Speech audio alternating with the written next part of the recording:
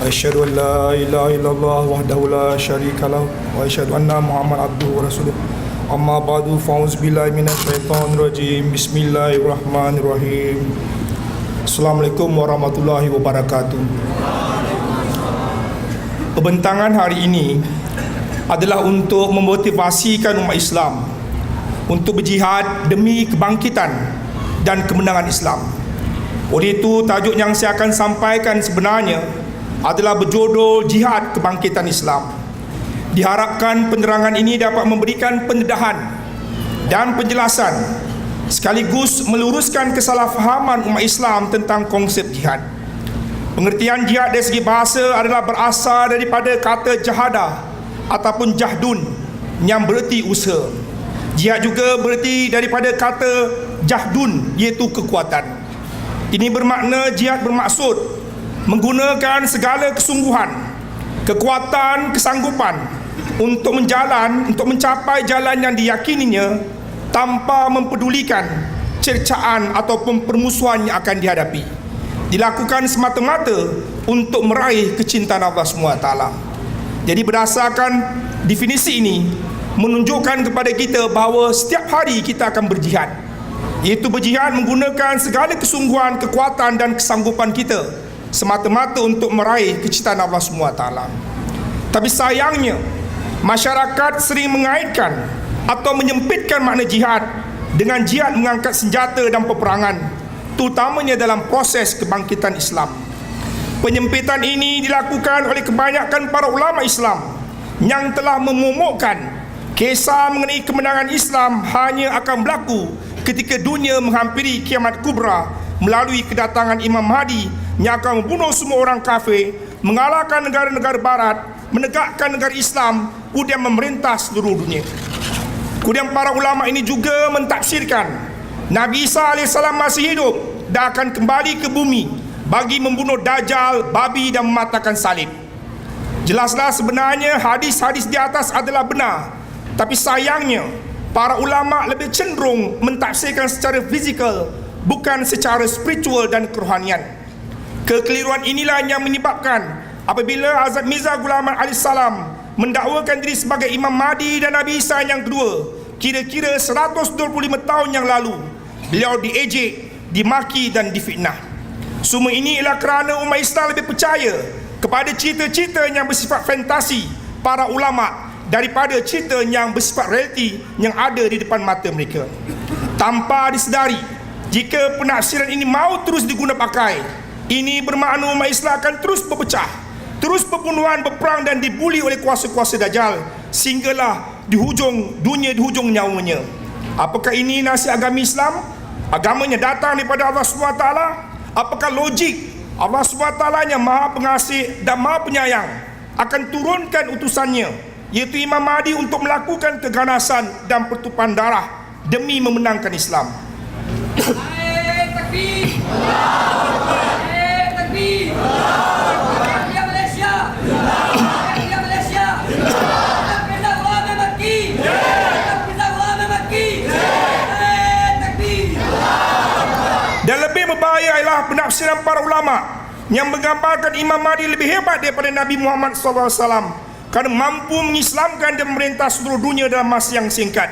Kecelaruan inilah yang menyebabkan Allah SWT turunkan Imam Mahdi melalui wujud Hazrat Mirza Ghulam Ahmad untuk membersihkan, meluruskan dan memberikan penyerahan mengenai wujud Allah SWT dan ajaran Islam yang sebenarnya. Yang pasti, proses kebangkitan Islam yang kedua kali akan melalui perjalanan dan laluan yang sama dihadapi oleh khataman Nabiin Muhammad SAW dan para khalifahnya. Dan jika umat Islam menolak Hazrat Mirza Ghulam Ahmad dan para khalifahnya sebagai jemaah Imam Mahdi, maka umat Islam tidak mampu untuk mewujudkan proses kebangkitan Islam kerana mereka tidak ada kepimpinan, mereka tidak ada organisasi yang memiliki jaringan di peringkat antarabangsa, negara, negeri, daerah, kawasan yang bergerak dalam satu jemaah dan satu khalifah. Dan mereka tidak ada perancangan dan matlamat dan program. Mereka tidak ada dana. Sekalipun mereka ada dana, mereka tidak mampu untuk membuat stesen televisyen satelit yang beroperasi 24 jam tanpa iklan menyiarkan siar Islam. Mereka tidak mampu menterjemahkan Al-Quran dalam berbagai bahasa. Mereka tidak mampu untuk mengirimkan pendakwah ke seluruh pelosok dunia. Semua ini tidak dapat dilakukan kerana mereka tidak ada semangat jihad kesukarelawan. Hazrat Mirza Ghulam Ahmad telah menanamkan semangat kesukarelawan dalam jemaahnya untuk bergerak jihad yang bersungguh-sungguh dan bermati-matian, membangunkan segala potensi yang ada dalam jemaahnya, menggunakan segala yang ada di sekelilingnya untuk menarik kecintaan Allah dan mengembalikan zaman kegemilangan Islam. Untuk mencapai tahap ini, Hazrat Mirza Ghulam Ahmad telah menggunakan resipi Al-Quran, iaitu wahai sekalian manusia, beribadahlah kepada Tuhan kamu yang telah menciptakan kamu dan orang-orang yang terdahulu dari kamu supaya kamu bertakwa. Al-Baqarah. Berdasarkan ayat Quran ini terdapat dua kata kunci penting, iaitu beribadat dan bertakwa. Ini adalah ibu segala jihad. Apabila manusia berjihad menciptakan kualiti peribadatan, ketakwaan yang tinggi, dengan sendirinya menjelma sifat-sifat Allah SWT sehingga orang lain yang berada di sekelilingnya merasakan insan ini seperti Al-Quran bergerak kerana amalannya sangat persis dan menyamai Al-Quran. Hal inilah ditekankan apabila seorang ingin masuki jemaah Imam Mahdi ini, perlu berikrar memenuhi 10 syarat biat yang memenuhi 2 tanggungjawab, iaitu hablum minallah, iaitu tanggungjawab kepada Allah Ta'ala, dan hablum minan nas, iaitu tanggungjawab kepada sesama manusia. Itu hubungan yang bersifat vertikal, iaitu dengan Allah Ta'ala, dan hubungan bersifat horizontal, iaitu sesama manusia. Dan Hazrat Mirza Ghulam Ahmad juga menegaskan, untuk menarik kecintaan Allah Ta'ala tidak ada pintu lain, pintunya hanya satu, dan ini dijamin oleh Allah SWT berdasarkan firman Allah SWT, qul kuntum tibunallah fattabi'uni yubikumullah, iaitu jika kamu benar-benar mencintai Allah, ikutlah aku, itu Rasulullah SAW, nescaya Allah Ta'ala akan mencintai kamu. Hazrat Muhammad Mustafa, Hazrat Muhammad Mustafa, Hazrat Muhammad Mustafa, Ghulam Ahmad ki, Ghulam Ahmad ki, Jamaat Ahmadiyah Malaysia, Narai Takbir. Jadi kenapa Islam mundur? Kita melihat tadi bahawa kalau kita benar-benar ingin menarik cita Allah Ta'ala, ikutlah Rasulullah SAW. Kenapa Islam mundur? Jelaslah bahawa Islam mundur ialah kerana umat Islam pada hari ini telah meninggalkan, tidak mencontohi akhlak Rasulullah SAW. Ini yang menyebabkan Islam mundur. Seolah-olah mana mereka sudah terbang jauh ke bintang suraya. Keadaan ini yang menyebabkan Allah Ta'ala membiarkan negara Islam dijajah, dibuli oleh kuasa-kuasa Dajjal. Mereka berpecah dan berbunuhan. Malah akibat kegagalan menarik kecintaan Allah, mengakibatkan kebanyakan negara-negara Islam dipenuhi dengan masalah penyalahgunaan kuasa, peperangan, rasuah, kekejaman dan penindasan, dan mereka miskin dan mundur dalam semua aspek kehidupan. Persoalannya, siapa punca dan penyebab umat Islam mengalami zaman jahiliah moden? Sebenarnya junjungan suci kita Nabi Muhammad SAW telah membuatkan perkara ini. Baginda telah bersabda, akan datang satu zaman di mana tidak lagi yang tinggal dari Islam kecuali namanya, dan dari Al-Quran yang tinggal hanya tulisannya. Masjid makmur tapi kosong daripada petunjuk. Ulamanya menjadi wujud yang paling buruk di bawah kolong langit. Kekacauan fitnah, saya ulang sekali lagi, kekacauan fitnah akan keluar daripada mereka dan akhirnya kembali kepada mereka juga. Bahaki. Jelaslah punca sebenar yang menjerumuskan umat Islam ke dalam zaman gelap adalah kerana bermaharajalelannya fitnah dan dusta, dan yang paling menakutkan kita ialah penyebarnya adalah ulama. Sedangkan Allah SWT memberi peringatan bahawa fitnah itu lebih besar bahayanya daripada pembunuhan, surah Baqarah. Di ayat lain, dosa fitnah itu menyamai dosa syirik menyembah berhala. Allah Ta'ala telah berfirman, jauhlah kenajisan berhala dan jauhlah ucapan-ucapan dusta, surah Al-Hajj. Kini jelas apa yang sedang berlaku di depan mata kita. Para ulama keji ini mengeluarkan najis fitnah daripada mulut mereka, dan lebih menakutkan lagi, masjid-masjid digunakan sebagai tempat pembuangan najis tersebut. Mangsanya tidak lain tidak bukan ialah terhadap Hazrat Mirza Ghulam Ahmad AS dan jemaatnya, itu jemaat Ahmadiyah. Itulah jawapan mengapa masjid pada hari ini makmur tapi kosong daripada petunjuk. Dengan kata lain, jika umat Islam telah hilang petunjuk daripada Allah SWT, bererti mereka telah kembali kepada zaman jahiliah. Senjata jahiliah tidak lain tidak bukanlah dusta dan fitnah. Jika kataman Nabi Agung yang mulia juga diserang dengan fitnah dan dusta, apalagi Hazrat Mirza Ghulam Ahmad AS sebagai Imam Mahdi Qadim kepada yang mulia Nabi Muhammad SAW, sudah pasti tidak akan terlepas daripada kegilaan dusta dan fitnah. Dusta dan fitnah yang telah menghalang Nabi Muhammad untuk meraih kebebasan agama.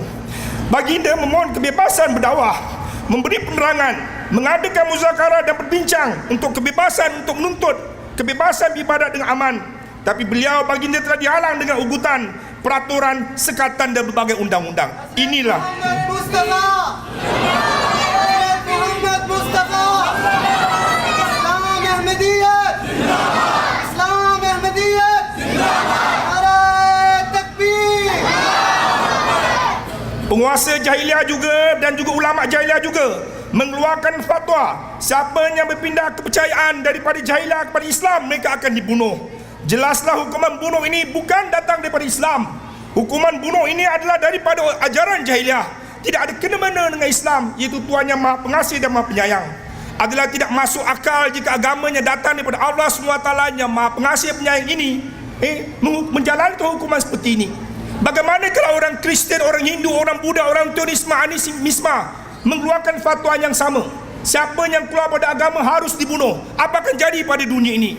Inilah merupakan kesesatan yang berlaku, yang dilakukan oleh para ulama fitnah, dan sejarah berulang.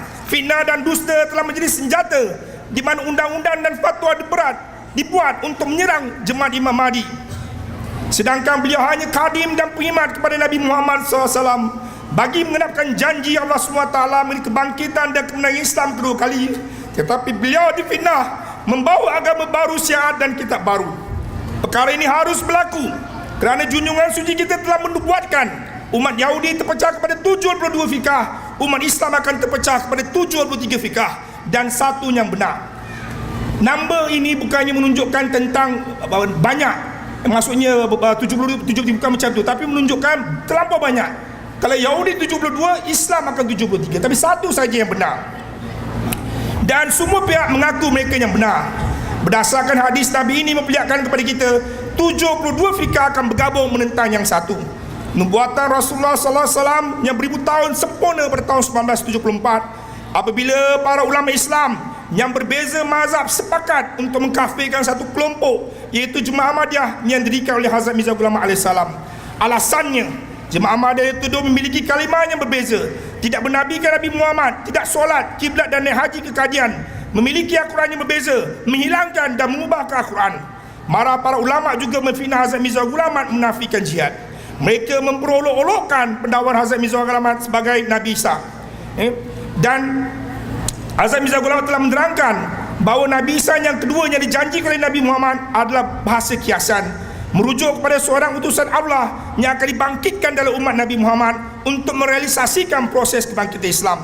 Buktinya proses kebangkitan Islam seringkali dikaitkan dengan kedatangan Isa ibn Maryam yang dijanjikan secara khas, secara spesifik, di mana Rasulullah SAW telah bersabda, demi jiwaku di tangannya, sesungguh Isa ibn Maryam akan turun di antara kalian menjadi hakim yang adil.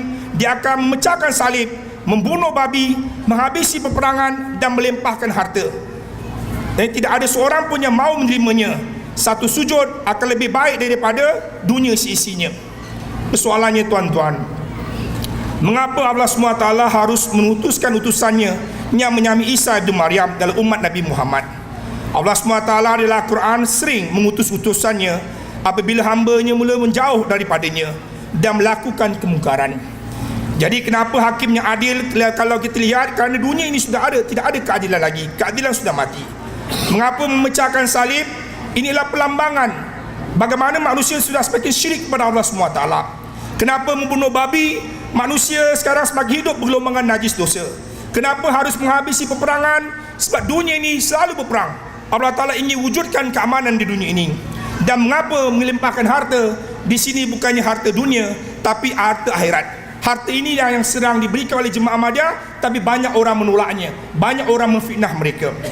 Untuk mencapai matlamat di atas, Allah SWT telah mengutus Hazrat Ahmad sebagai Isa ibn Maryam dalam umat Nabi Muhammad untuk menangkan Islam. Buktinya tentang hakim yang adil, saya akan buktikan apa yang jemaat buat ataupun jemaat Imam Mahdi lakukan. Prinsip keadilan telah lama mati.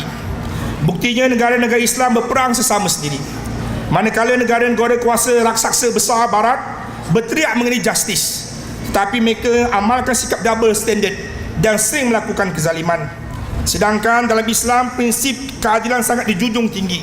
Wahai orang beriman, adalah kamu semua sentiasa menjadi orang-orang yang menegakkan keadilan, kerana Allah lagi menerangkan kebenaran Janganlah sekali-sekali kebencian kamu terhadap satu kaum mendorong kamu untuk tidak melakukan keadilan. Naik takbir. Naik takbir. Ulama maki.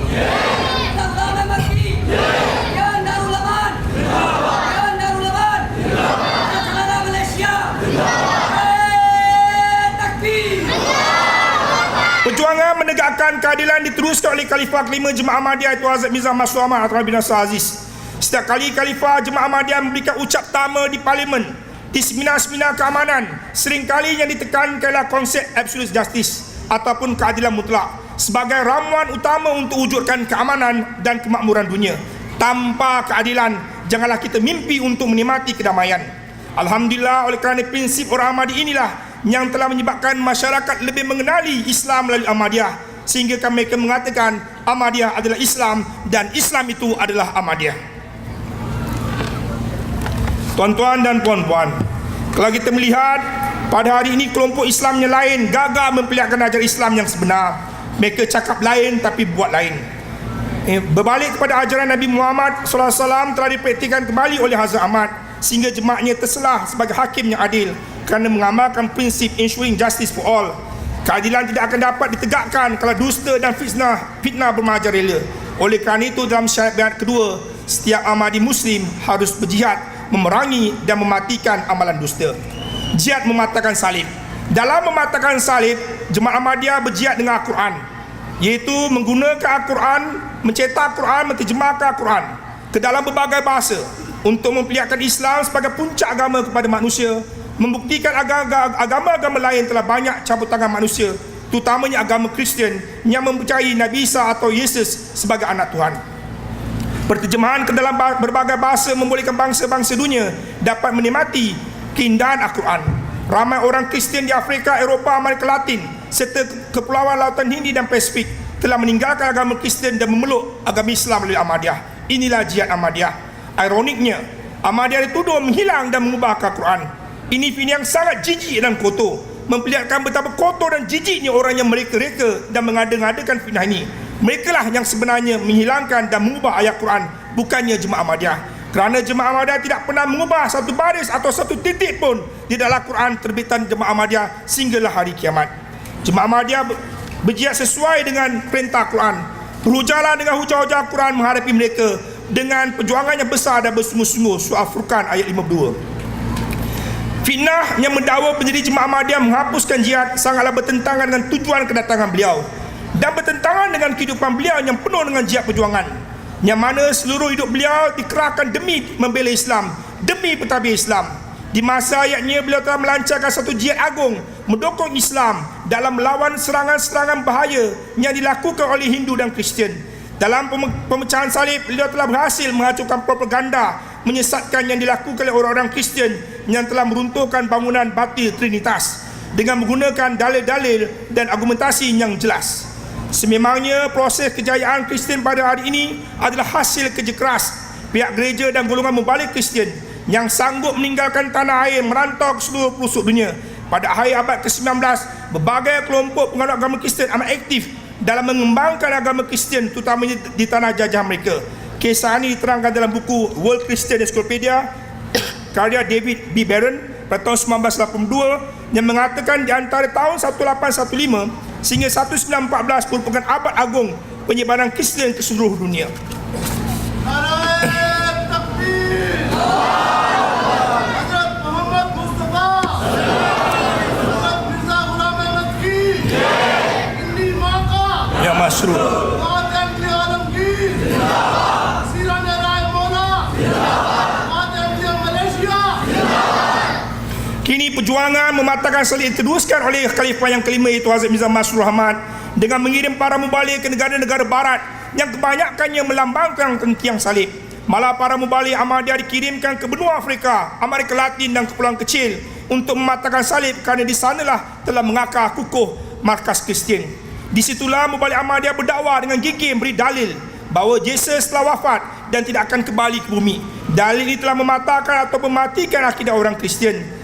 Jelaslah selagi umat Islam seakidah dengan orang Kristian, mempercayai Nabi Isa Bani Israel masih hidup, selagi itulah Allah SWT akan membiarkan umat Islam berada di zaman gelapnya.